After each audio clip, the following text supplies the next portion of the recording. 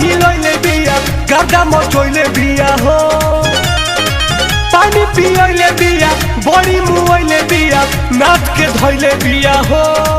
आ सभे कहता कि भइल बेशरम बिया भैया घरे आव भौजी गरम बिया कि तो नैहरे में कइले कुल्ही करम बिया भैया आव घरे भौजी गरम बिया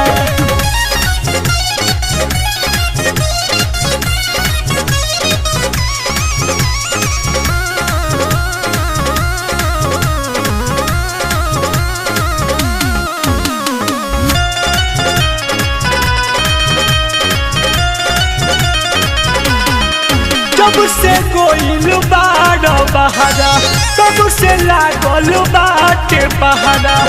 एड़ी टेढ़ी बोलत रहे हरदम लावत रहे लहरा हरदम लावत रहे लहरा जब से गोइल बाड़ बहारा तब से लागल बाटे पहाड़ा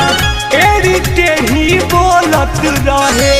हरदम लावत रहे लहरा बड़ी बेकहल बिया मन के रहल बिया बात ना सहतिया बात ना सहल बिया ससुर भसुरों के नसले गरम बिया भैया आव घरे भौजी गरम बिया कि तो नैहरे में कइले कुल्ही करम बिया भैया आव घरे भौजी गरम बिया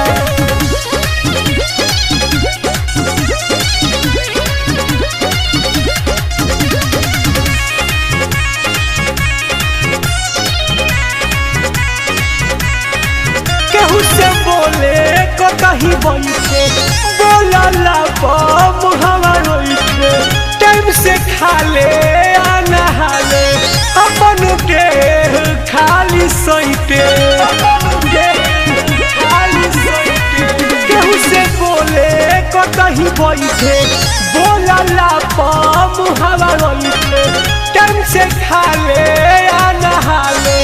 अपन के खाली सैते